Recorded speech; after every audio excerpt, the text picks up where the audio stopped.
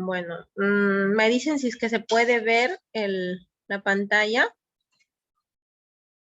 Sí, sí se puede ver. Ok. Bueno, hoy vamos a hablar sobre los cuidados que debemos de brindar, cuidados de enfermería en el aspecto de la ventilación mecánica pediátrica, ¿no? Que, bueno, esta noche pues vamos a hablar sobre ese tema y qué cuidados debemos de tener nosotros como especialistas del área de la UCI pediátrica y también del área de la UCI neonatal, que se van de la mano, ¿no? Y con respecto a los cuidados de enfermería cuando tenemos un paciente ventilado.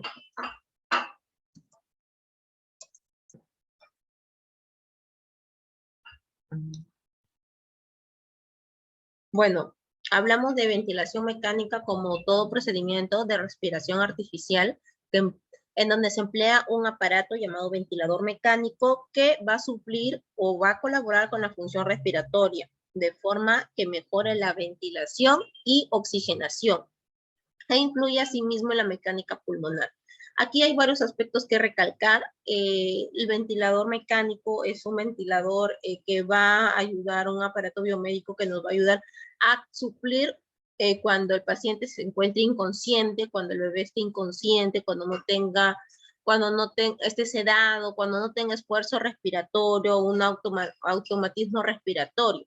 Entonces, el ventilador viene a controlar la parte respiratoria del paciente.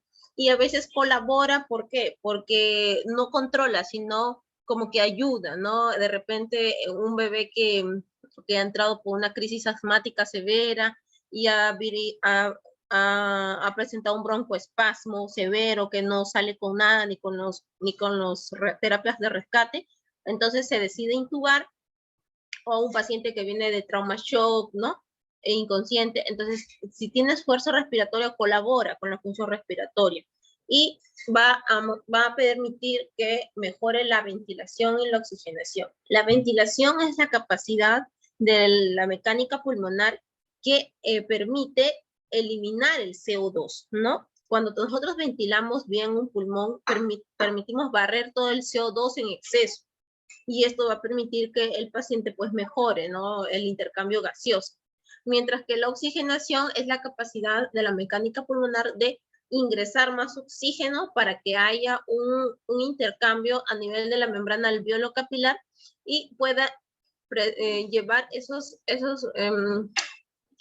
iones de oxígeno que se trasladan a través de la hemoglobina y lleguen a lo que son los sistemas vulnerables, cerebro, corazón, lo que es el riñón y el aparato gastrointestinal. Entonces, es importante definir esas dos opciones y entender que una no va a ir, siempre va a tener que ir de la mano con la otra, ¿no? No podemos hablar como que el bebé está oxigenando, pero no está ventilando, no está barriendo ese CO2, entonces de nada nos va a servir. El bebé va a aumentar la carga de CO2 y el CO2 es tóxico para el organismo. Entonces, esos conceptos hay que tenerlos bien claros. Bueno, ¿cuál es el objetivo de la ventilación mecánica? Mantener o normalizar el intercambio gaseoso. Aquí hablamos de intercambio gaseoso como el intercambio de lo que es a nivel de la membrana alveolo-capilar, donde vamos a permitir pasar, ¿no? Lo que son el oxígeno, llevar el oxígeno que recluta los alveolos y pasarlos hacia la parte del capilar. O sea, el oxígeno llega en el alveolo. Por eso se le dice que va a llegar al intercambio a nivel de la membrana alveolo-capilar. En la membrana es como que una barrera, como un límite o una frontera, en donde va a ser el intercambio. La sangre va a traer el CO2, lo va a intercambiar y el alveolo va a entregar lo que es el oxígeno a la sangre. De esa manera sale el CO2 de la sangre y va a ser eliminado a través de la expiración y el oxígeno entra para que sea llevado a las células necesarias, como ya les digo, al cerebro y demás órganos sensibles, ¿no? Entonces, no sé si tienen alguna duda en esta parte, yo quiero que les quede muy claro cómo se trabaja a nivel de ventilación mecánica. También nos permite reducir el trabajo respiratorio. cuando un bebé está pues con esfuerzo, con un Silverman de 8, 9, ¿no? Que se ve, se observa que hay mucho trabajo respiratorio porque el bebé está compensando esa falta de oxígeno, respirando más rápido, tratando de ganarle al CO2 y en ese afán utiliza musculatura accesoria, como vienen a ser el diafragma, como vienen a ser los intercostales externos, los internos, lo que es la parte de la subclavia, del esfuerzo, de los tirajes subcostales, más que nada. Entonces, cuando hay un aumento de trabajo respiratorio que el bebé no puede compensarlo, entonces ahí debe suplir una ventilación mecánica. Incrementa el volumen pulmonar. ¿Por qué? Porque mejora la capacidad funcional residual, mejora el PP, ¿no? Pensemos como que en los pulmones, los alvéolos, vienen a ser como globos, ¿no? Imaginemos que cuando inspiras, el globo se infla. Entonces, cuando expiras, no puedes expirar y eliminar todo ese aire. No, ¿por qué? Porque se colapsa. Y para la siguiente inspiración va a ser más difícil que ese alvéolo colapsado pueda insuflar. Entonces, cuando uno expira, tiene que quedar un poco de volumen pulmonar en el alvéolo. A eso se le llama volumen residual al final de la expiración, más conocido como PEP. Y esa cantidad de volumen residual permite que el alvéolo no se colapse y por ende el alvéolo pueda tener la capacidad de reclutamiento. El reclutamiento viene a ser la cantidad de oxigenación que va a tener y la capacidad que tenga el alvéolo para insuflar y captar más oxígeno. Por eso es muy importante el PEP. Hablamos también que siempre se debe hacer con el menor daño pulmonar y mayor confort posible al paciente. Entendamos como intubación, pues el último recurso que podamos utilizar nosotros para mejorar el trabajo, la mecánica pulmonar del paciente. Vamos a optar por esta opción siempre y cuando se hayan agotado las demás, las anteriores, la fase 2, la cánula, el CPAP, ¿no? El CPAP burbuja, el CPAP en ventilación mecánica, pero en modo CPAP nasal, ¿no? Y pues entendamos que también siempre mis maestros me decían, si tú estudias ventilación mecánica es para que no trates de meter al paciente en ventilación mecánica. ¿Por qué? Porque es un riesgo que el pulmón quede injuriado, que haya un neumotórax por dar mucho volumen, que haya una injuria pulmonar que después en el paciente repercuta, ¿no? Entonces, es importante que si nosotros metemos al ventilador mecánico, es obligación de la enfermera dar el mejor confort y dar la mejor capacidad de reclutamiento para que ese pulmón se ventile lo más rápido posible. De esa manera pueda el bebé pues restablecer su mecánica pulmonar y pueda salir del tubo, ¿no? Entonces es muy importante que esto se entienda. Ahora hablamos sobre bueno, ¿cuándo son las indicaciones para una ventilación mecánica, ¿no? Pues hablamos acá, hay una insuficiencia respiratoria clínica, conocido como apneas, ¿no? La apnea es el trastorno en donde el paciente deja de respirar por más de 20 segundos y no hay presencia de bradicardia acompañada con desaturaciones, ¿no? Puede haber cianosis central o también puede haber cianosis periférica. También se puede acompañar con hipercapnia. La hipercapnia viene a ser el aumento de CO2 en lo que es la sangre. Y hipoxemia viene a ser la disminución del oxígeno en la sangre. Okay. No sé, creo que hubo algo que... ¿Pueden ver la imagen? ¿La diapositiva?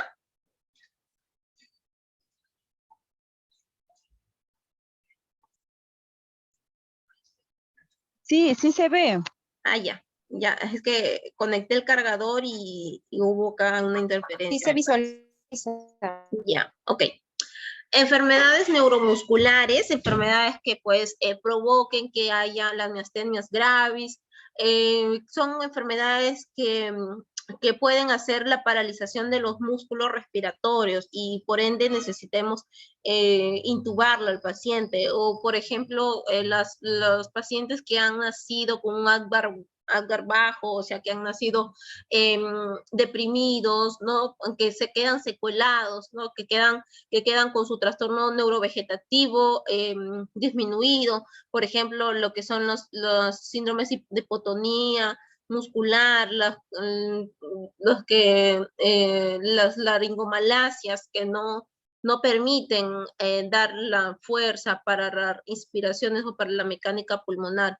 Enfermedades esqueléticas también, enfermedades propias de la vía respiratoria, que pueden ser múltiples enfermedades respiratorias, y pues las alteraciones neurológicas o el paciente que está en coma porque ha estado, bueno, ha sido tequeado, ha tenido un shock, un trauma shock, ¿no? Entonces, o una hipertensión intracraneal, que esto más va conllevado con los pacientes hidrocefálicos, ¿no? Los pacientes hidrocefálicos son un grupo muy, muy peculiar porque estos pacientes ya han sangrado, ya han hecho una hemorragia parenquimal, una dilatación ventricular que ha provocado que aumente la capacidad, la hipertensión intracraneal. Entonces, son pacientes neurológicos que difícilmente, que el problema es central, ¿no? No es respiratorio ni muscular, el problema es central y pues son pacientes que pueden entrar, ¿no?, como una indicación de ventilación mecánica si es que se descompensan en algún momento. En un estado epiléptico, que es una emergencia, alteraciones circulatorias, por ejemplo, hemorragias, un shock hipovolémico, una parada cardiorrespiratoria, el bebé hizo un paro cardiorrespiratorio porque se aspiró, porque tomó la leche muy rápido, o porque tuvo un infarto del miocardio, o también, pues, atragantamientos, ¿no? Entonces, eso es muy importante. El shock, que ya habíamos hablado, que puede ser un shock séptico por una infección generalizada, así como hubo, ¿no?, en el tiempo de COVID, que los bebés entraban a ventilación mecánica porque la enfermedad que era de origen pulmonar se diseminaba y llegaba a todo el organismo, entonces el bebé se chocaba, ¿no? Entonces necesitaba dobutamina, inotropos, ¿no? Y entrar a una intubación para poder manejar ese pulmón injuriado, ¿no? Ese pulmón infectado del virus. A una insuficiencia cardíaca severa, o pacientes que son operados y que utilizan sedación para la operación y que no se despierten. Entonces, esos bebés entran a ventilación mecánica. Bueno, la monitorización es muy importante, es la parte fundamental, es lo que nos define como clínica a la enfermera. Yo siempre he dicho que la enfermera es una persona, un profesional, pues que va a estar, es muy holístico, es muy clínico. La enfermera es la que conoce a su paciente, puede venir el médico y te puede dar miles de indicaciones, pero si tú no ves que esas indicaciones puedan ir de acuerdo a la evolución de tu paciente, pues tienes que decirlo, porque siempre he pensado que el fundamento que dé la enfermera es, si se lo da bien, el médico te va a creer y el médico va a confiar en ti, y el médico se va a dar cuenta que de repente no es seguir indicaciones, sino ver la mejora para el paciente. Entonces, eso también a uno lo hace la experiencia, ¿no? Es importante, por ejemplo, acá la monitorización, lo de verde es la frecuencia cardíaca. Esto aparece cuando nosotros ponemos el EKG, que son los electrodos, ¿no? Ponemos 3 electrodos y nos permite dar la frecuencia cardíaca, la saturación de oxígeno, las presiones arteriales, esta es presión no invasiva, y la frecuencia respiratoria, ¿no? Eso es muy importante. Entonces, ¿es importante la monitorización? Sí, y más en un paciente en UCI pediátrica debe ser monitorizada cada hora. Bueno, este es el ventilador mecánico. Hay muchos, pero siempre hay muchos modelos, pero siempre van a tener la misma estructura, ¿no? Tenemos un monitor, que es donde se va a comandar, ¿no? Los modos ventilatorios, y esto se va a dar a través del sistema de control, que son las perillas, ¿no? Las perillas que vamos a utilizar acá, que se mueven y que seleccionas cuando oprimes la perilla. Seleccionas la opción. También encontramos lo que es el suministro de gas. Ese suministro de gas cuenta con lo que son ¿cómo se le puede decir? Mangueras, ¿no? Como que la manguera de oxígeno y la manguera de aire comprimido, que van a estar conectados al oxígeno y el aire comprimido empotrado, ¿no? Nosotros en nuestra UCI tenemos esos dos flujos empotrados y se conectan acá. Entonces, esto ya vienen a ser el tema de los corrugados. Esta es la válvula inspiratoria y esta es la válvula exhalatoria. El aire viene porque el ventilador da el aire, ¿no? Nosotros es una ventilación modo positivo. ¿Qué quiere decir? Que va a dar el flujo, como que golpea el pulmón, como que quiere abrir el pulmón. Ese pulmón injuriado lo abre con el flujo que se le va a brindar. Entonces se brinda el oxígeno. Acá, este aire ingresa aquí. Esto se llama, este aparato se llama un humidificador y un calefactor. Este es el humidificador y esta como casetera es un calefactor, donde va a permitir brindar al aire que sale tibio y húmedo. No es necesario, ¿por qué? Porque vamos a evitar que haya una paralización de las microvellosidades ciliares que provoquen una resequedad a nivel del tema de la mucosa respiratoria. Entonces, este aire va a ingresar y va a salir por este corrugado, que se llama inspiratorio igual, que va hacia el bebé. Entonces, y el bebé, este se llama un flujo de, sensor de flujo, perdón, un sensor de flujo, que más adelante les voy a explicar para qué sirve. Aquí este globito asemeja al pulmón. Entonces, insufla y ingresa el aire tibio y húmedo, y sale el aire ya con el CO2, ya frío, que va hacia este corrugado expiratorio. Este frasquito es conocido como trampa, ¿no? Así se le llama, y aquí es donde eliminas toda la humidificación, ¿no? Que crea el corrugado, y sale por lo que viene a ser la vía exhalatoria, o viene a ser la válvula expiratoria, ¿no? Sale y sale el ambiente, ¿no? Por atrás. Entonces, esos son los accesorios que se debe de contar para brindar la ventilación mecánica. Hay distintos ventiladores. Bueno, yo trabajo en una UCI neonatal, y pues nosotros tenemos un ventilador, dos modelos de ventilador, el ventilador Fabián, y trabajamos con los Drager, ¿no? Y esos nos han dado buenos resultados. Con eso siempre hemos trabajado y pues nos ha ayudado bastante.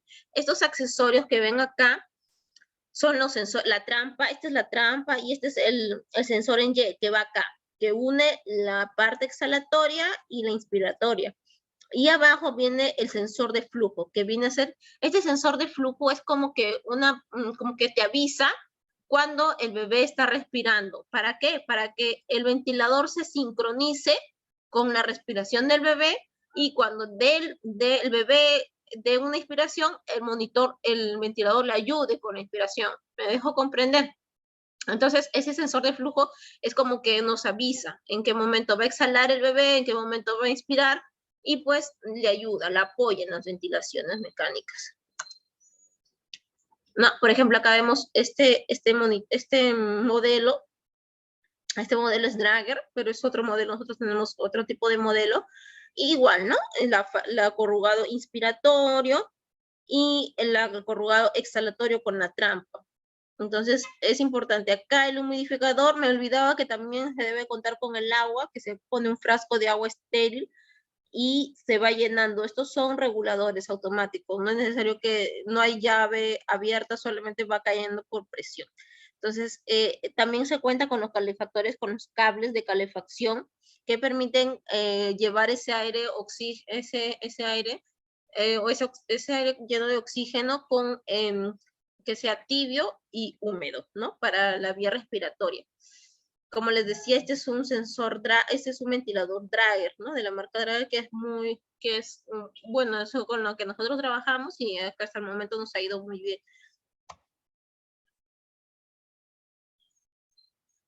Bueno, hablamos sobre ventilación mecánica convencional y hablamos sobre FiO2, ¿no? Es la fracción inspiratoria de oxígeno. Sabemos que nosotros, nuestro FiO2 ambiental es 21%.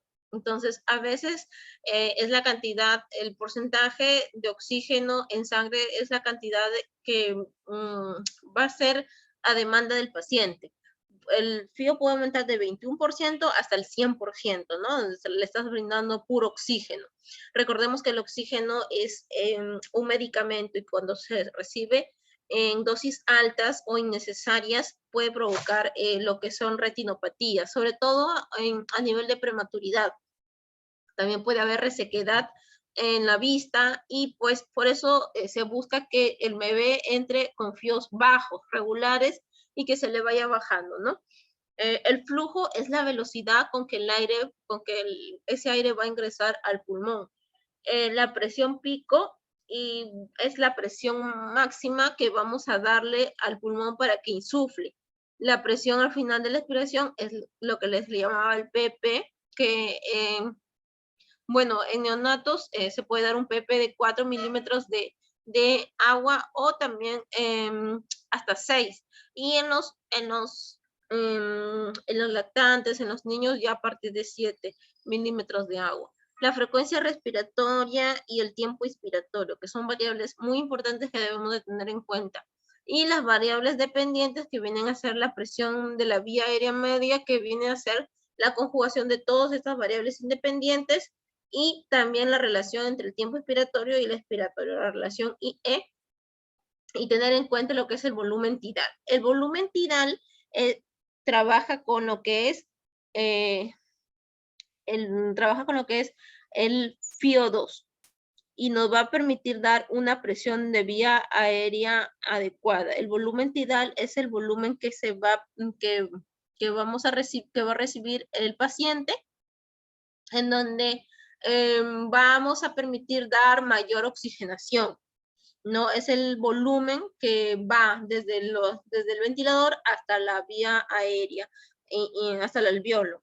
Mientras que el volumen minuto es el volumen que vamos a tener en cuenta con la cantidad de CO2 presente en la sangre. Es el volumen que vamos a permitir mover mayor cantidad de CO2, ¿no? A nivel, por un minuto.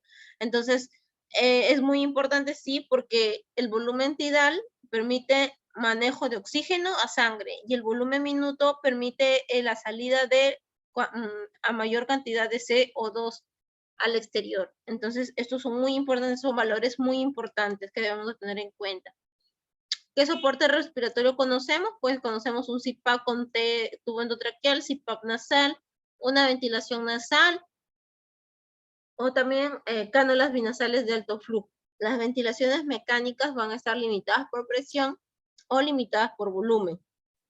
Tenemos dentro de las convencionales, tenemos múltiples formas, ¿no? Asistido, controlado, recuerden, o la presión soporte, o el CMB más presión soporte, el volumen garantizado, o si es que fracasara todas estas anteriores, tenemos el BAFO, que es como que la quinta opción en donde se le va a permitir a través de micro respiraciones oscilatorias, ¿no?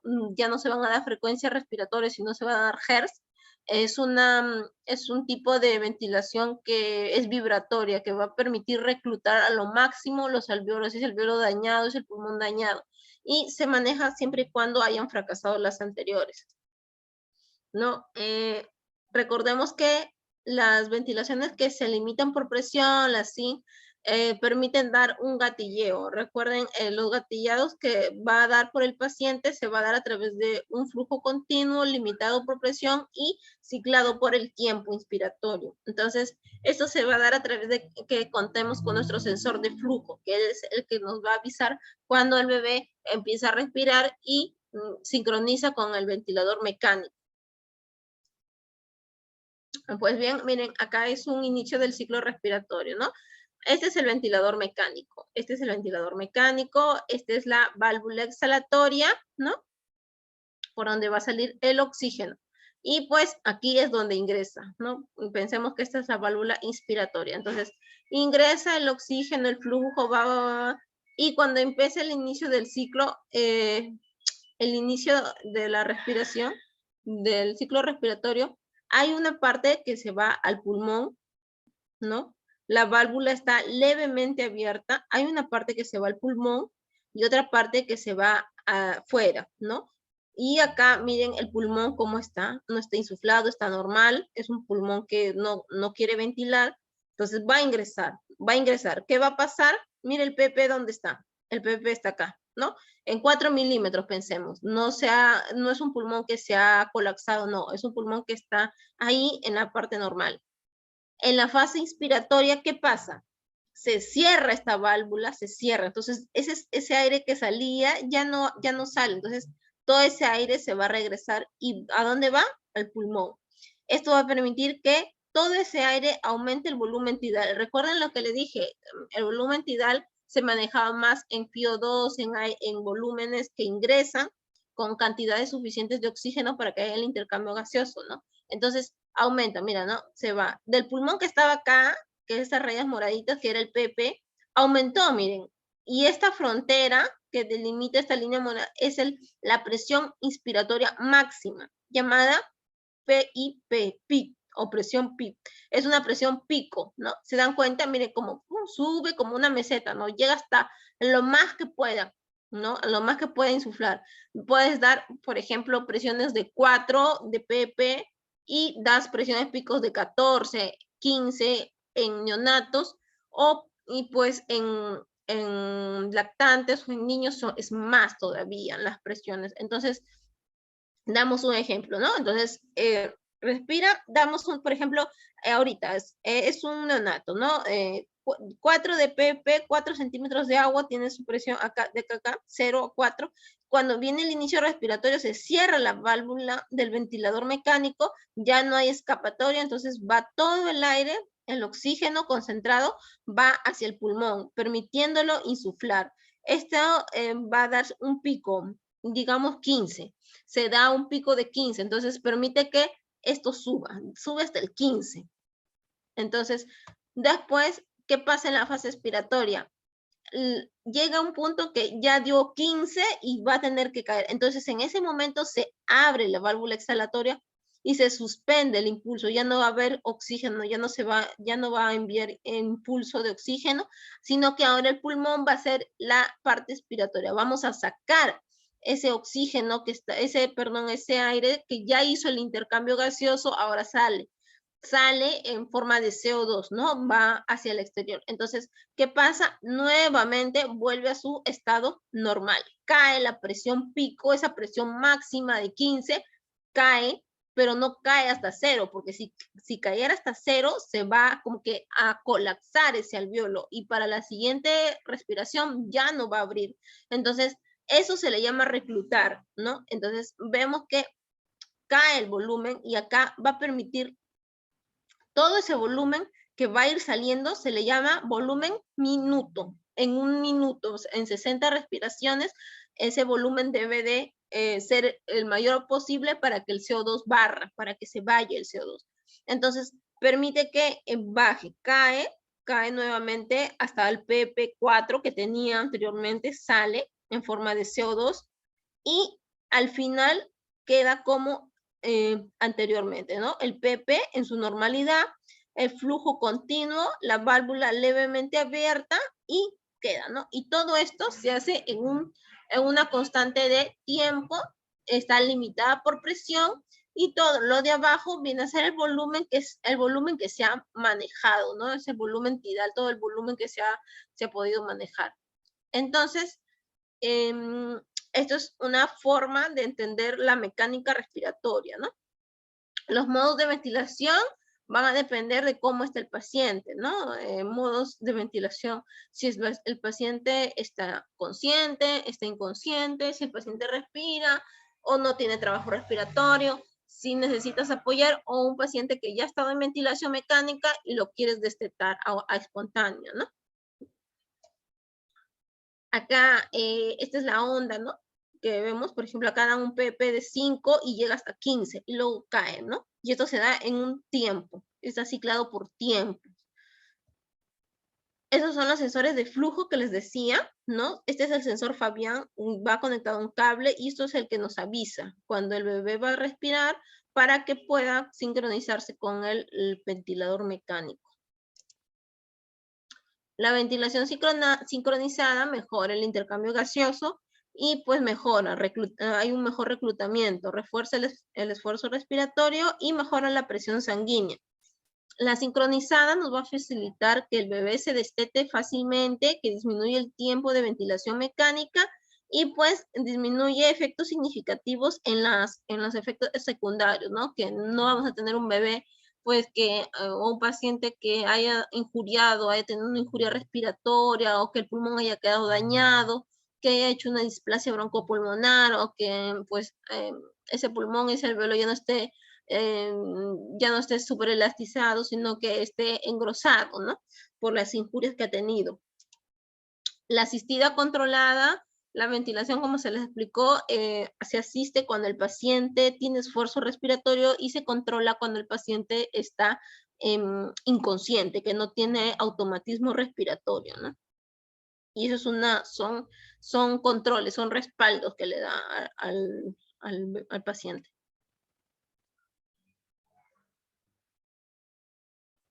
Bueno, acá vemos la ventilación asistida controlada, ¿no?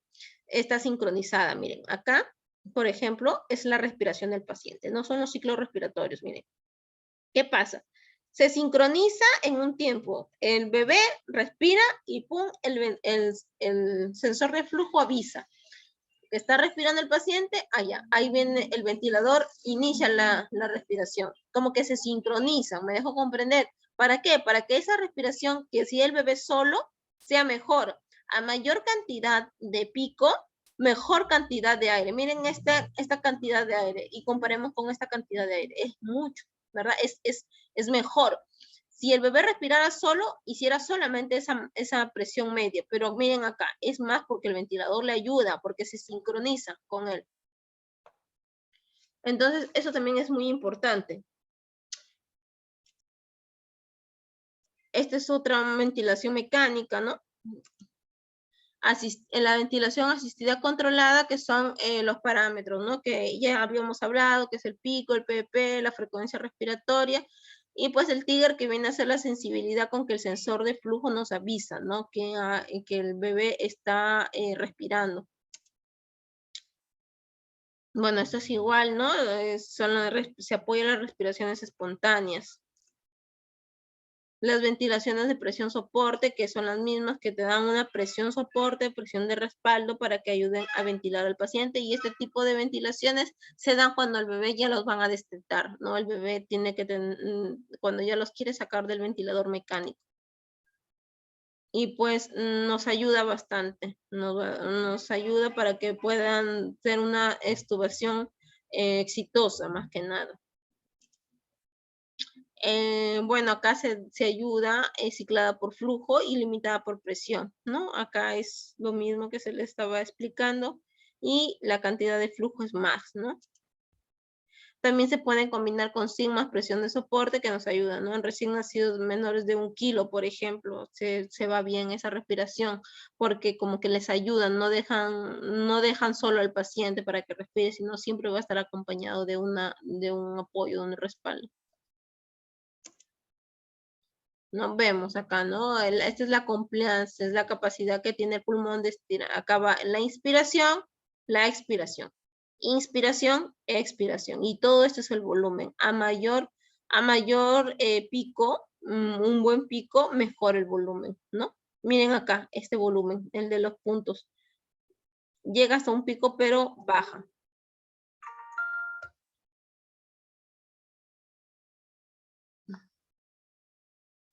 Bueno, hablamos sobre ventilación mecánica y hablamos también sobre un patrón que se llama volumen garantizado, que es un tipo de ventilación, un tipo de ventilación que va a permitir el manejo más del paciente. El mismo paciente maneja su volumen y nos vamos a dar cuenta por las presiones que tengamos, ¿no?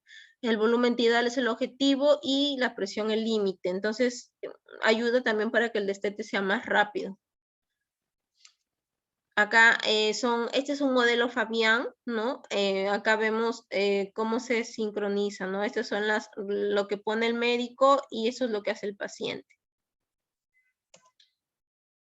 Se pueden dar volúmenes tidales altos, de 5 a 6 mililitros por kilogramo de peso, y para que no puedan generar volutraumas, ¿no? Que se rompa el pulmón o que haya una fuga, no haga un neumotórax. Y pues las fugas elevadas dificultan que se dé un buen volumen garante, ¿no? El ventilador debe tener fuga 0 hasta el 15% máximo. No se puede dar mucha fuga del ventilador. Si da mucha fuga su ventilador, algo está pasando, algún corrugado no está bien puesto. Pueden ser fugas posicionales, que el bebé se mueve para un lado, para el otro lado puede haber mejor disminución en lo que es el porcentaje de la fuga. Bueno, acá vemos ver bastante lo que es la clínica. Cuando un bebé está ventilado, ¿qué debemos de ver? La coloración. Cuando un bebé, por ejemplo, a ver, les doy un caso. Un bebé viene por un estatus epiléptico. Viene con saturaciones 50%, el paciente está en paro, prácticamente no respira, no sale con el RCP. ¿Cómo lo ven? Lo ven cianótico, puede haber una cianosis central, cianosis periférica, entonces por eso deciden intubarlo. Ahora, ¿por qué? Porque ese alveolo se ha colapsado. ¿Por qué? Porque el pulmón, el corazón, ya no está dando ese gasto cardíaco necesario para que bombee y de esa manera pueda llevar el oxígeno a través de la sangre. Entonces, ¿qué pasa? El pulmón no va a poder hacer ese intercambio gaseoso. Se intuba para dar un soporte ventilatorio y pues se apoya con las drogas, ¿no? La adrenalina o lo que tenga indicado el paciente en ese momento, si es que está haciendo bradicardia o está en paro. Entonces, se ve que la coloración central, la frecuencia cardíaca, la frecuencia respiratoria, para eso nosotros debemos entra un bebé así, se intuba, acto seguido se satura, se ven las saturaciones, el monitoreo. Yo como enfermera, intensivista, pediátrica, debo saber que debemos de tener mi EKG puesto, los electrodos bien puestos y ver, observar, porque nosotros la clínica es bien importante. Nuestros ojos nos van a dar el 80% de toda la evolución del paciente en ese momento, toda la hemodinámica.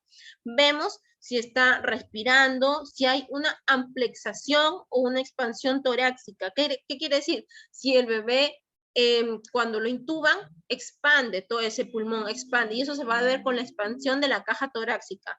Se expande y disminuye. Entonces, si hay una amplexación, quiere decir que está bien intubado y que por ende va a haber una mejor oxigenación.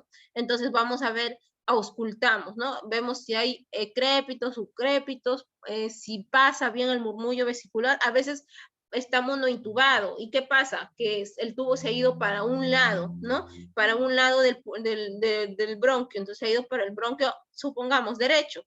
En el derecho se ausculta que pasa bien, pero el izquierdo no. Entonces, ¿qué quiere decir? Que ha habido una monointubación accidental. ¿Por qué? Porque el tubo han introducido mucho y ha pasado la carina y ha ido hacia la parte lateral de cualquiera de los bronquios, ¿no? Entonces, en ese momento, ¿qué se busca? Pues sacar un poco más el tubo y refijarlo. ¿Para qué? Para que puedan dar la amplexación a los dos lados. ¿Por qué? ¿Qué pasaría si una persona lo dejamos monointubada? Uno, del lado que no está siendo ventilado, se va a telectasiar. Entonces, no va a haber un reclutamiento alveolar, es como que si solamente estamos dando a un pulmón, no estamos dando al otro, entonces no vamos a dar una buena ventilación, el paciente va a desaturar, se va a cerrar más aún ese alveolo, no va a haber buen reclutamiento alveolar, se va a telectasiar y no vamos a permitir dar un intercambio gaseoso exitoso. Entonces, ¿qué se busca? Que la entrada del aire, el murmullo vesicular, se den en ambos campos pulmonares, ¿no? Luego viene la parte del intercambio gaseoso, donde nosotros vamos a verlo en modo dos cosas, en la invasiva y la no invasiva. La invasiva es la gasometría arterial, o la venosa o capilar. Bueno, nosotros tomamos el AGA, comúnmente llamado gasometría arterial, si es que el bebé lo amerita, ¿no? Un bebé como el que les digo, que haya venido por un estatus epiléptico y pues vemos, ¿no? Nosotros vamos viendo ya de 50 que iba la saturación, mejora, 60, 70, mientras le damos el FIO2 al 100% hasta que recupere. Y después vamos bajándole progresivamente. Entonces, vemos si la gasometría arterial se toma punzando, ¿no? Punzando en una arteria, en los comúnmente llamados los pulsos que nosotros tenemos, ¿no? Puede ser en la arteria radial, la humeral, la pedial, ¿no? O la femoral. Comúnmente nosotros, bueno, tomamos particularmente me gusta solo tomar en la radial, porque en la humeral como que somos más agresivos. Y pues tengo mejor resultado en la radial, ¿no? Me gusta tomarlo ahí, sale mejor, al paciente no lo disconforto, perdón, está en su confort y tranquila. Entonces le tomamos la gasometría donde vamos a ver el pH. El pH viene a ser la cantidad de hidrogeniones que permiten mantener el medio interno estable. Puede haber el ácido o el alcalino, pero el pH debe estar en 7.3 hasta 7.37 y pues eso va a permitir que haya un medio interno, ¿no? Un medio interno equilibrado. Ahora, el CO2 en sangre nos quiere decir que ese pulmón no está eliminando todo el volumen minuto, ¿no? O sea, el volumen minuto no es el adecuado porque no es el volumen correcto que está teniendo el paciente porque no está eliminando el CO2 de sangre. Entonces, vemos la presión parcial de oxígeno, que eso nos va a ver si el paciente está hiperoxigenando bien. Entonces, eso es muy importante.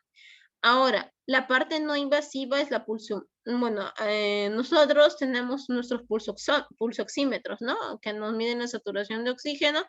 También tenemos nuestro capnógrafo que lo utilizamos pues, en pacientes muy inestables, ¿no? Que no queremos estar hincando cada rato para ver el CO2, entonces lo utilizamos.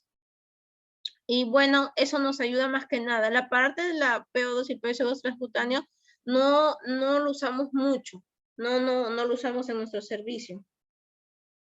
Entonces, pues también es importante la función respiratoria, ¿no? Las presiones, como ya se le expliqué, la presión pico, la meseta y el PP.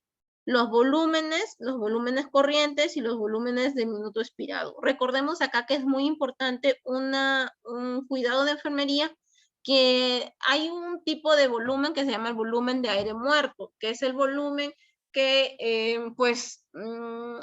¿por qué se le dice muerto? Porque no interviene en el intercambio gaseoso, porque se queda en la vía respiratoria alta, me dejo comprender. Y por eso es importante que la altura del tubo endotraqueal sea de 3 hasta máximo 4 centímetros en los pacientes. Nosotros, es decir, el tubo está fijado en 10, pues contamos 3 centímetros y cortamos el tubo para no tenerlo, no tener mucho aire muerto desperdiciado. Me dejo comprender.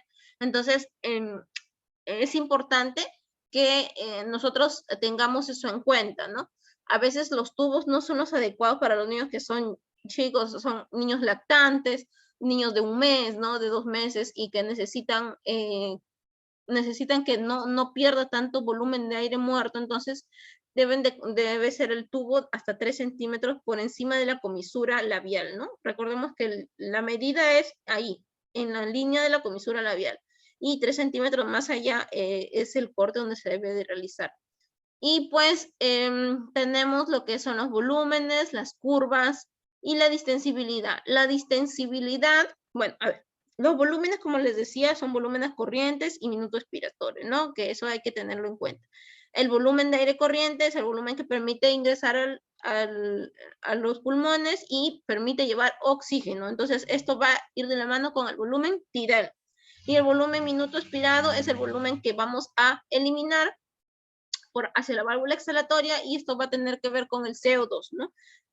Vemos las curvas deben ser presión, tiempo, y que van a ser flujo, ¿no? Hay varias curvas que se dan en sus ventiladores mecánicos, y yo les invito, cuando ustedes vayan a un ventilador mecánico, vean sus curvas, vean las curvas de presión, de tiempo, si están bien posicionadas y todo lo demás. Entonces, vemos la distensibilidad y resistencia. Esta parte de distensibilidad, la distensibilidad llamada compliance pulmonar, es la capacidad que tiene el pulmón para distenderse, del alveolo para distenderse, y eso es meramente de la enfermera, es un cuidado que debe tener la enfermera. ¿Por qué? Porque esto nos va a permitir que el alveolo reclute. Entonces, ¿cómo podemos hacer? Que el tubo esté bien posicionado, que esté pasando un buen volumen de aire corriente, que ningún circuito esté desconectado, que no haya agua en los corrugados, que el bebé que no haya fuga en el ventilador, que pues no haya secreciones, ¿no?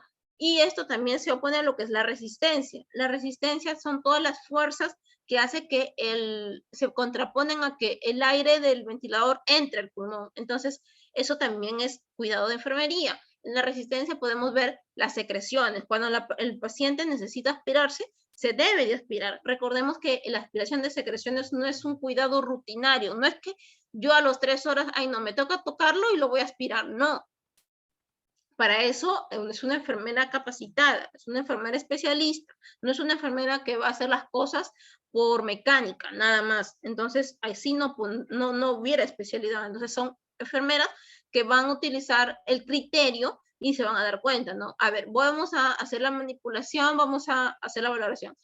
Auscultan ruidos, auscultan crépitos. Si pasa muy bien el murmullo vesicular, no tienen por qué aspirarlo, porque recuerden que la aspiración desreclutan ese alveolo. Recuerden que cuando el bebé está en ventilador mecánico, están en un tiempo de reclutamiento, y hay pacientes que son bien inestables.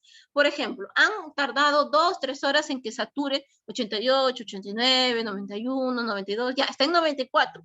Les toca tocarlos, y por meramente que les toca, sin antes auscultar, aspiran, y ¡pum!, se les fue abajo todo ese tiempo perdido. ¿Por qué?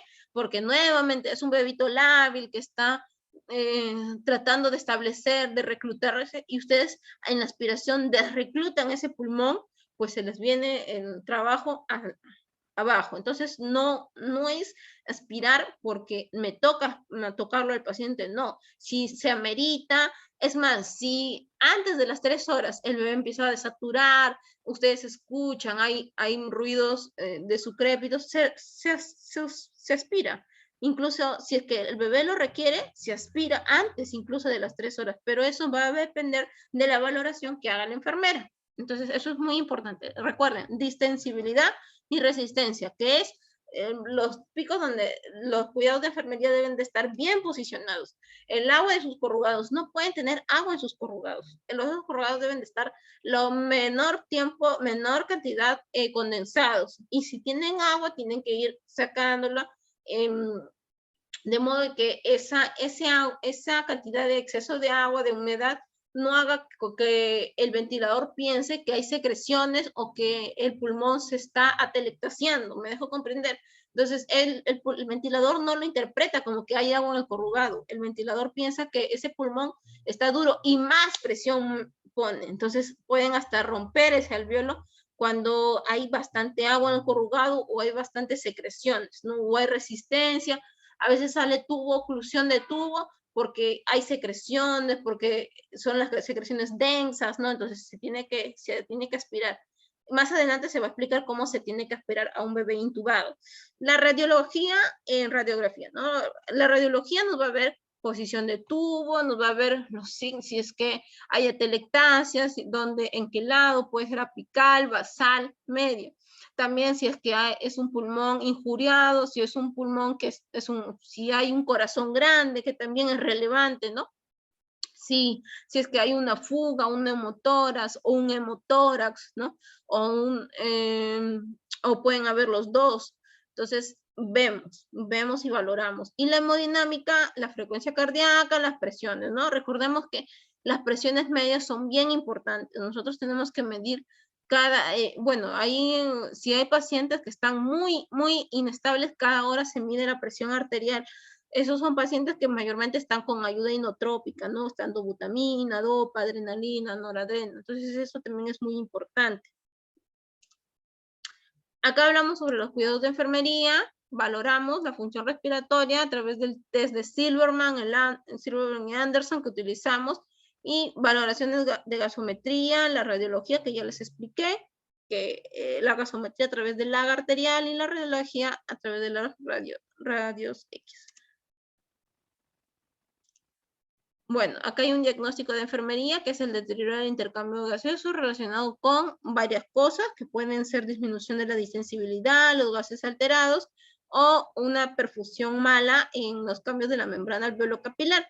Entonces, están manifestados por todo lo que ustedes ven, ¿no? Si hay ahí está toda su clínica, todo lo que ustedes han visto. Si el bebé no amplexa bien, hay hipoactividad, hay cianosis, o cambios en la coloración de piel.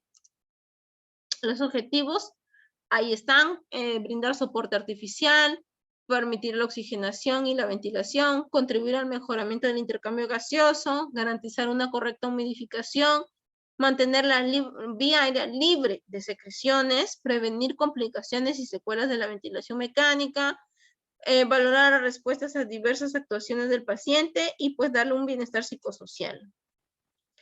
En el estado de ventilación vamos a valorar, vamos a hacer una valoración previa, ¿no? Valoramos las constantes, vemos la presión, la saturación, la frecuencia respiratoria, la vigilancia, la hemodinamia, ¿no? Las presiones medias, vemos si hay coloración azulada o si hay cianosis periférica, y las constantes vitales se mantienen estables, ¿no? ¿Qué quiere decir? Que, por ejemplo, el bebé inestable es un bebé que un momento está en 92, luego está en 85, 84, luego sube a 92, o sea, es inestable, no es que la sature bien siempre, no, sino que necesita algo más ese paciente. Entonces, eso se debe de valorar. Mantener estabilidad con todos los signos vitales, registrarlos. El estado respiratorio, vemos, ¿no? ¿Qué modo ventilatorio está? Si está, por ejemplo, ya, un bebé que, yo les digo, un bebé que viene, se cayó del 5º piso, un niño, se cayó del 5º piso, se cayó, ya, no, el 5º piso no, ya, del 3er piso que se haya caído. Se cayó y está inconsciente, lo traen, no responde, lo intuban. ¿Qué modo ventilatorio tendríamos que poner? O tendría que poner el médico. Si el paciente no respira, llegó sin automatismo respiratorio, pues tiene que poner un modo ventilatorio que controle la función respiratoria del paciente, porque el paciente no puede controlar su función respiratoria. Entonces, le va a dar una ventilación controlada. Me dejo comprender. Todo lo va a hacer el ventilador, todo. Es como que reemplaza los pulmones y hace todo la parte. ¿Para qué? Para estabilizar al menos ese intercambio gaseoso y ver cómo va a nivel neurológico. ¿Me dejo comprender? Otro caso, que el paciente haya salido de sala de operaciones y que esté sedado. Si está sedado, si no muestra automatismo respiratorio, el modo ventilatorio debe ser controlado, ¿no? Hasta que el bebé despierte de su sedación, empiece a destetarse y todo lo demás. Ahora, si el bebé, por ejemplo, vino con sibilantes y cada vez más se deteriora, ya no puede respirar, respira quejándose, lo intuban, Entonces, ¿qué se le va a dar? Un modo asistido. ¿Por qué? Porque va a asistir las pocas respiraciones que tenga y las demás las puede controlar. Entonces, eso es un asistido controlado, ¿no? Que pueden ser de ambas partes. No sé si me dejo comprender. Entonces, desde ahí vamos a valorar al paciente. Ah, ya, el paciente está en un controlado, entonces quiere decir que no tiene esfuerzo respiratorio, que es un paciente que puede estar sedado, es un paciente que pues va a estar inconsciente, que tiene un Glasgow bajo, entonces no se va a poder, bueno, valorar en la parte respiratoria de por sí a través de lo que a él haga, no va a tener automatismo. Entonces debemos vigilar los movimientos respiratorios, de repente si por ahí empieza a respirar solo, vamos bajándole el FiO2. Recordemos que nosotros podemos bajar los FiO2, las presiones lo va bajando el intensivista. Entonces vas bajando, usted ve que satura 100, 100, 100, 100, vas bajando el FiO2 y la FiO2 se baja de poco, no es que se baja de 70 a 40, no, se baja de a poquitos, 70, baja 5 puntos, 65, a la media hora vuelves a reevaluar, está respirando tranquilo, satura 100, vuelve 5 puntos más y se baja ahí, ¿no? Y eso es un cuidado de enfermería, entonces vas viendo si el paciente está saturando bien y vas bajando FiO2. Ya cuando uno ve que baja FiO2, le dice al intensivista, mira, estoy bajando FiO2, de repente puedes bajar presiones, ¿no? Como que para ir destetando al paciente. Por eso es importante vigilar, ¿no? Entonces, por ejemplo, puede ser que un paciente llegue, usted le baja el FiO2 y el paciente empieza como que a tener esfuerzo, hay más trabajo respiratorio, ¿no? No le va bien, no le vuelves nuevamente con su FiO2 normal y lo dejas tranquilo, porque no quiere. A veces hay pacientes que son así, que no puedes bajarle porque están inestables. Debes de auscultar los campos pulmonares, vigilar el estado hemodinámico y la coloración de piel que nos va a permitir ver, ¿no? Si hay un buen llenado capilar. Si hay un buen llenado capilar, quiere decir que hay una buena perfusión tisular, entonces los tejidos están perfundiendo, por eso hay buena coloración. Pero si ves que el paciente está reticulado, el paciente está cianótico, o sea, la piel se hace cuadriculada, entonces necesita un apoyo, una perfusión, que puede ser con drogas, con dobutamina, dopa, ¿no? Entonces, que le ayuden a su estado hemodinámico. Eso es muy importante también valorar. Vigilar la posición. Bueno, la posición puede ser semifowler, en pacientes pediátricos también hay diversas posiciones. Bueno, la prono no la recomiendo, nosotros lo hacemos hasta 2 meses la podemos tener en prono. A veces la prono sí ayuda bastante, pero si son pacientes, por ejemplo, mayores o niños grandes que están despertando, pues a veces se pueden asustar o se pueden despertar y querer extubarse. ¿No? La prono se utiliza, por ejemplo, si es que no se está dando una buena reclutamiento alveolar de manera supina. Entonces, se pone en prono para mejorar, amplexar. Es una muy buena opción, pero hay que tener y valorar, ¿no? ¿Cuándo lo vamos a usar? Por ejemplo, en bebés que son de 2 meses, de mes y medio, pronarlos ayuda mucho, mucho, mucho, mucho, mucho, porque te ayuda a que salga la secreción más rápido, para que elimine muy rápido por la misma posición, permite que el diafragma caiga y que se amplexe ese pulmón, entonces mejora el reclutamiento, por eso es muy buena esa posición. Es más, ustedes se van a dar cuenta que de prono satura mucho mejor que en la parte supina. Entonces, cuando son bebés que no puedes ventilar bien en supino, les va bien, les va muy, muy bien. Y puedes pronarlos y tenerlos pues ahí 6 horas ahí, pero siempre y cuando evitando tus úlceras por presión, pues, ¿no? Levantándola, haciendo que las rodillitas les pongas algodón abajo o a ustedes les ponen, me parece, esas bolsas de agua o algo así que ayudan, que no haga úlceras por presión. Nosotros ponemos guantecitos con aire y eso les va bien a los prematuros, sobre todo. Esa posición les ayuda bastante. Y pues prevenir las zonas de presión, ¿no? Como les iba diciendo. Esto permite, y es importante tener la vía aérea recta, o sea, la vía aérea que vaya equilibrada, que ventile para ambos campos, porque eso vamos a evitar que haya un riesgo de sangrado, de hemorragia intraventricular, porque no llegue la sangre a oxigenarse lo mejor posible al cerebro. Entonces puede haber hemorragias y todo lo demás, ¿no? Prevenir las obstrucciones y pérdidas de calor. Esto se va a manejar con la humidificación. ¿Recuerdan el calefactor que les dije? Hay para manejo de modo invasivo, que viene a ser cuando está intubado, y el manejo de modo no invasivo, que es cuando no está intubado. Son temperaturas distintas, ¿no?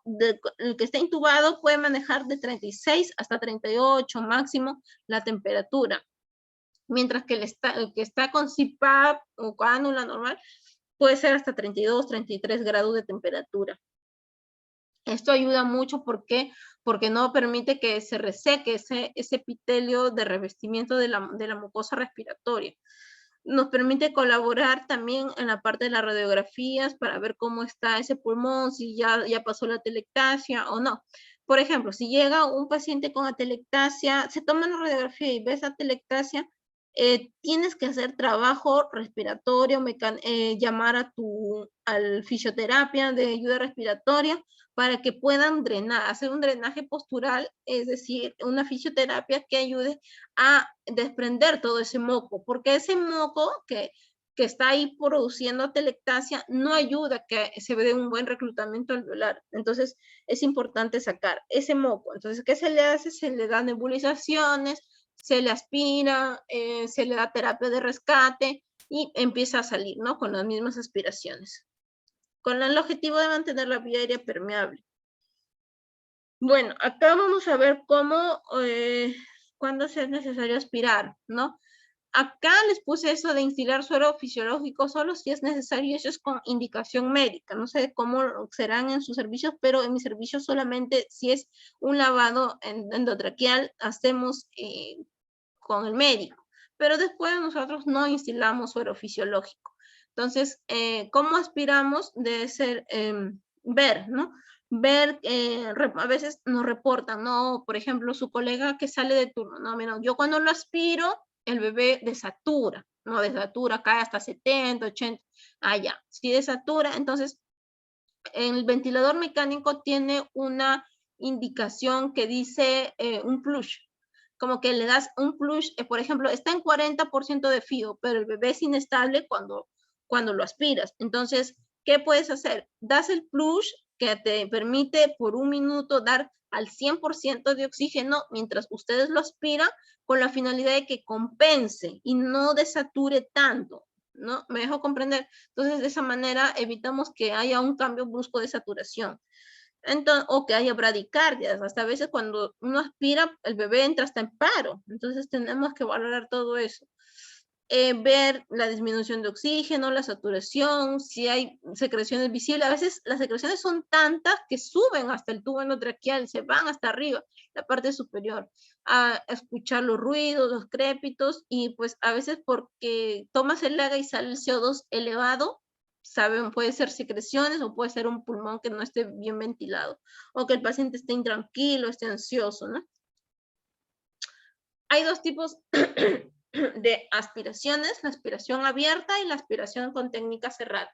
La abierta se realiza entre dos personas, ¿no? Esto es el tiempo no mayor de 10 minutos, se desconecta del ventilador y metes la sonda de aspiración por el tubo endotraqueal y mides, ¿no? Con la sonda cuánto le vas a introducir, no es exacta, pero aspiras. A veces puede haber una lesión traqueal. Recordemos que no se debe de meter todo hasta que tope. No, eso no se debe de hacer. Entonces, por eso esta técnica ya quedó en desuso y ya se usa la técnica cerrada que llegó cuando a través del circuito de aspiración cerrado, ¿no? Que me supongo que deben de tener todos en su servicio, que se adapta, se adapta a la pieza en Y del tubo y pues permite que no desconectas al ventilador mecánico y aspiras. El ventilador le sigue dando, le sigue reclutando y usted aspira. Aspiras y pues se hace rápido. Y tiene, están enumerados, ¿no? Están enumerados. Por ejemplo, el tubo está fijado en 10. ¿Cuánto debemos de introducir? La literatura dice que debemos de introducir medio centímetro menos. Entonces, si está fijado en 10, ¿cuánto deberíamos de introducir? 9.5 o algo así. Me dejo comprender. ¿Para qué? Porque nosotros aspiramos lo que hay en el tubo, no aspiramos a la mucosa. No se aspira a la mucosa. Por eso es que en la otra técnica les decíamos que a veces chocan y ahí aspiran. No, ahí pueden provocar una hemorragia. Es como que te están aspirando, o sea, te están con presión negativa, como que jalando, arrancando algo. ¿Me dejo comprender? Entonces se aspira medio centímetro menos de lo que está introducido. ¿Por qué? Porque aspiramos el tubo, lo que hay dentro del tubo, más que nada, para que el tubo esté limpio, para que pase la vía aérea, para que esté permeable. ¿Me dejo comprender? No se desconecta, facilita buen el procedimiento y evita lesiones, más que nada. ¿No? Y esto permite limpiar, ¿no? Acá instilamos cloruro, pero ¿para qué? En ese momento aspiramos ¿para qué? Para que lave todo este trayecto, estas bolsas que lo que ven acá es la zona de aspiración. Esto permite lavar para que vaya todo hacia la parte del residual para que se junte la secreción, ¿no? Y no se quede ahí alrededor.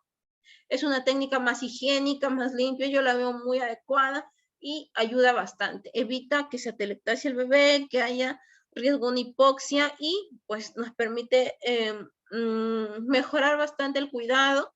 Y bueno, esa sonda que ven ahí, ese circuito se llama circuito de aspiración cerrada, viene por French de 6, 8 o 10, dependiendo de cómo el tubo endotraqueal sea el tamaño, ¿no? Del tubo.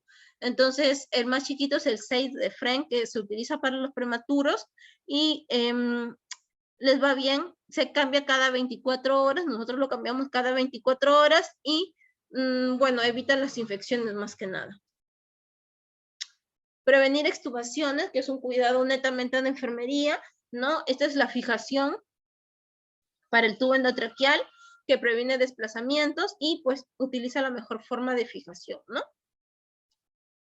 Los cuidados del tubo, verificar que esté bien ubicado, que la cinta esté bien pegada, que no esté despegándose por un lado, que no haya desplazamientos, registrar la altura del tubo endotraqueal, ¿no? Y el número de diámetro del tubo.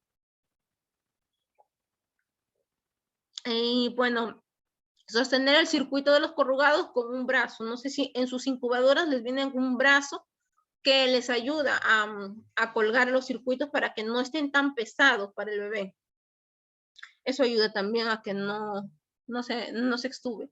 Una vigilancia nutricional, ver el aporte nutricional o ver si el paciente está en NPO, con sonda abierta, gravedad, ver el balance hídrico, que no se dematice más que nada o que no esté perdiendo nutrientes a través de lo que es ayuno prolongado más que nada. Controlar la diuresis, ver, ¿no? Ver si es que hay globo vesical, valorar la coloración, la densidad y el balance hídrico. Los riesgos que pueden haber, hipovolemia por un desangramiento, disminución del gasto cardíaco, ¿no? O una insuficiencia renal más que nada. En las medidas invasivas, catéteres umbilicales, catéter percutáneo, vías periféricas, observar, ¿no? Esos son los cuidados de enfermería en un paciente ventilado. Las muestras de AGA, presionar bien cuando tú tomas el AGA, no lo puedes dejar así al bebé solo, porque a veces ha habido casos en que es una arteria, y si uno hinca la arteria, puedes desangrarlo prácticamente al bebé si es que no presionas bien. Por eso es muy importante que usted se quede y esperar 10 minutitos que ya no haya salida de sangre y dejarlo pues con su algodón y su gasita presionado, ¿no? Para que haga hemostasis. Y las tomas de muestras, administrar drogas vasoactivas, sedantes, relajantes, ¿no? Diuréticos para eliminar, a veces están con congestión pulmonar, entonces los diuréticos ayudan a que todo ese volumen de líquido que va hacia los pulmones disminuya, ¿no? Debe haber un personal entrenado con suficiente conocimiento en lo que es la ventilación mecánica, porque nos va a permitir armar correctamente el corrugado, ¿no? Armar con la técnica estéril, ver los circuitos de oxígeno, de aire comprimido, ver el agua estéril para el humidificador, evaluar que el correcto funcionamiento del ventilador mecánico antes de ponerle al bebé. Recuerden que debe de haber fuga 0%, que el pulmón artificial que les dan para probar el circuito insufle y se disminuye el diámetro, más que nada, ¿no? Eso le va a ayudar para estar correctamente seguras de que se está dando buena ventilación. Las alarmas, ¿no? Las alarmas de los ventiladores, las alarmas de los monitores, más que nada, y vigilar el estado de respuesta del paciente. Los cuidados del ventilador a nivel de humidificación, así como les dije, es el calefactor. La temperatura del sistema, si estás con un ventilador de 36.5 hasta 37, evitar excesiva humidificación, que no se condense en el sistema. Recuerden que el circuito inspiratorio es el que tiene los sensores de temperatura, ¿cierto? Los cables de temperatura. Entonces, ese circuito va a estar con temperatura de 36.5 hasta 37 grados. Ahora, el otro circuito, que es la rama expiratoria, no tiene calefactor. ¿Por qué? Porque ese es el aire que va a salir expirado y que no necesita calentarse. Entonces, es un aire frío, seco. Y el otro aire es el aire que está entrando húmedo y tibio. ¿Qué pasa cuando un ente caliente se choca con un ente frío? ¿Qué va a pasar? Se va a condensar. Entonces, ¿qué es importante? Tener separado esas dos ramas. Nunca las debemos de juntar porque aumenta el grado de condensación y por tanto se va a llenar bastante de agua tus corrugados. Entonces es importante tener eso en cuenta y tener la tubuladura descendente al ventilador mecánico, ¿no? Evitar acúmulo de agua en las tubuladuras. Prevenir infecciones lavándonos las manos. Siempre poniéndonos los guantes estériles y hacer la terapia respiratoria de acuerdo. Y cambiar los corrugados según protocolo de la unidad, ¿no? Por ejemplo, nosotros yo trabajo en clínica y en hospital. En la clínica lo cambiamos cada 20 días, en el hospital lo cambiamos cada 10 días. Es de acuerdo a lo que es el protocolo del hospital o donde se encuentren. Y el BAFO, que es una modalidad que les expliqué que es cuando ya han fracasado las demás ventilaciones convencionales y no, son modos ventilatorios oscilantes, vibratorios. El bebé va a empezar a vibrar y se van a dar ciclos de Hertz, que son 150 ciclos por minuto. ¿Para qué? Para que reclute más rápido ese alveolo y elimine el CO2. Entonces, es muy importante que si llegas a esa ventilación es porque el bebé sí está realmente inestable. No se deja ventilar. ¿En qué indicaciones? Cuando hay un neumotórax descompensado, cuando hay una hipertensión pulmonar muy grave que es persistente, una hernia diafragmática, una neumonía así grave, ¿no? Que no te puede ayudar a reclutar. Las ventajas es que mantiene la presión media constante y pues permite el uso de mayor presión de vía aérea, disminuye los grados de que haya un escape de aire, una ruptura de lo que es el alveolo capilar y pues hayan fugas, ¿no? Aquí hay complicaciones y pues se debe dar un compromiso cardiopulmonar, ¿no? En el BAFO, ver las secreciones antes de colocar el respirador, mantener adecuada la fijación de tubo y alinear al bebé y alinear el circuito más que nada con el apoyo del brazo del ventilador mecánico. Bueno, acá vemos la monitorización de las respuestas. Evaluamos la adaptación al BAFO, tiene que estar sedado, saturaciones pre y postductuales y la monitorización de agas, que es importante, ¿no? El circuito, las tubuladuras deben ser flexibles, debe ser normado con la técnica aséptica y evitar que el agua se condense, ¿no? Y que la pieza en Y se moje el sensor de flujo que provoque que el sensor de flujo se malogre. Prevenir de la obstrucción, hacer el control del nivel del agua, ver la temperatura, ver la humidificación y eliminar las condensaciones. La participación de los padres, que es muy importante en la hora de la visita, ¿no? Invitar, y pues aquí hay otro modo ventilatorio que es con el óxido nítrico, que bueno, es un tipo de modo que no hemos utilizado, nosotros no tenemos óxido nítrico, pero ha ayudado bastante en los bebés que no se han dejado ventilar adecuadamente, y pues mejora el intercambio gaseoso, mejora la ventilación, perfusión y la oxigenación. Este es el ECMO, si es que fallaría, y pues estos son extremos, ¿no? Es una técnica especial que permite reemplazar al pulmón prácticamente enfermo. Eso sería todo. Muchas gracias. ¿Alguna pregunta o duda que tengan?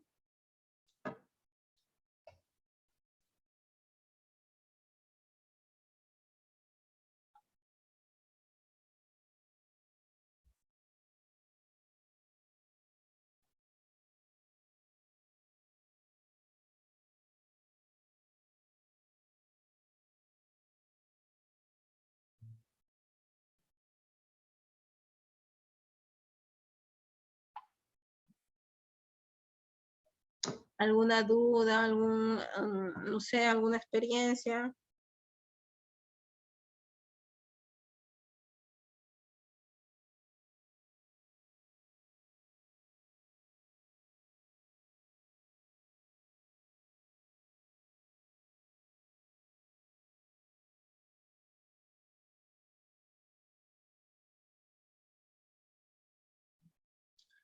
Pienso que pues estos son los cuidados pues principales, no van a haber muchos aún, y eso se va a ganar con experiencia. Mientras que ustedes conozcan una buena, tengan claro las bases de la ventilación mecánica, les va a ir mucho mejor, y van a dar un buen confort a su paciente más que nada.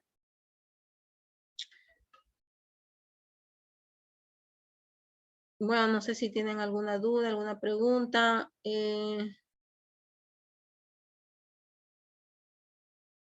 Creo que sería todo ahí lo concerniente a los cuidados de enfermería que les puedo brindar. Y pues en cualquier caso, mi correo siempre lo dejo, y escríbame si tienen alguna duda, si tienen algo que resolver, porque son experiencias que uno gana en la UCI pediátrica o en cualquier UCI, ¿no? Más que nada.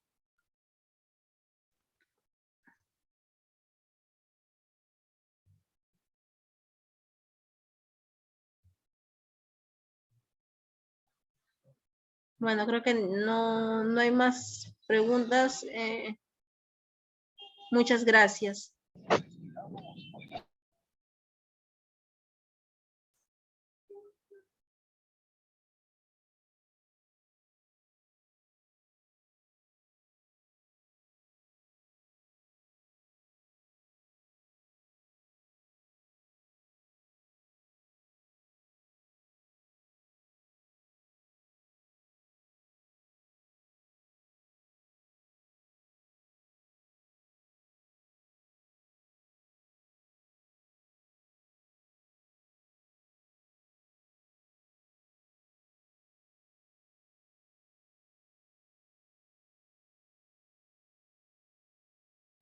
Nada, aplicar todo lo que se pueda en sus pacientitos, más que nada, ¿no? Por el bien de ellos. Muchas gracias y buenas noches.